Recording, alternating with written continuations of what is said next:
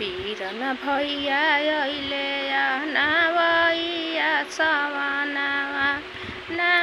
जइबो ननदो ना जइबो ननदो हो ना जइबो ननदो बीरन भैया अइले नावैया सवनावा में ना जइबो ननदो बीरन भैया अइले नावैया सवनावा में ना जइबो ननदो लोटवा में पानी कुरुइया में दाना लोटवा में पानी कुरुइया में दाना कि बीरन भैया अइले नावैया सवनावा में ना जइबो ननदो बीरन भैया अइले नावैया सवनावा में ना जइबो ननदो ना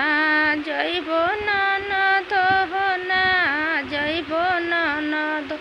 ना जइबो ननदो हो ना जइबो ननदो बीरन भैया अइले नावैया सवनावा में ना जइबो ननदो खेले गइनी कजरी कन्हैया धैले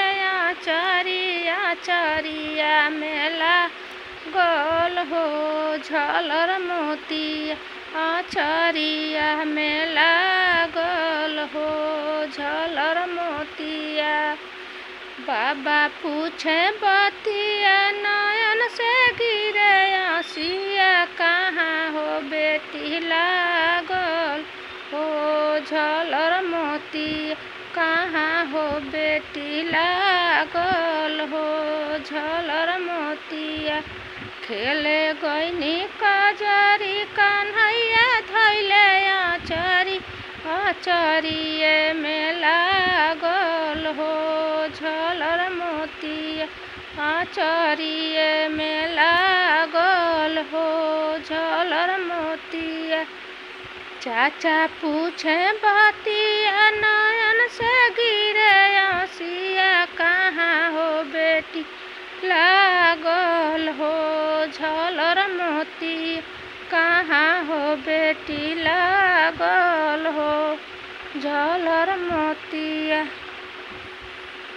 खेले गइनी कजरी कन्हैया धैले आचरिए में लागल हो झलर मोतिया आचरिए में लागल हो झलर मोतिया भैया पूछे बतिया नयन से गिरे आसिया कहाँ हो बहिना लागल हो झलर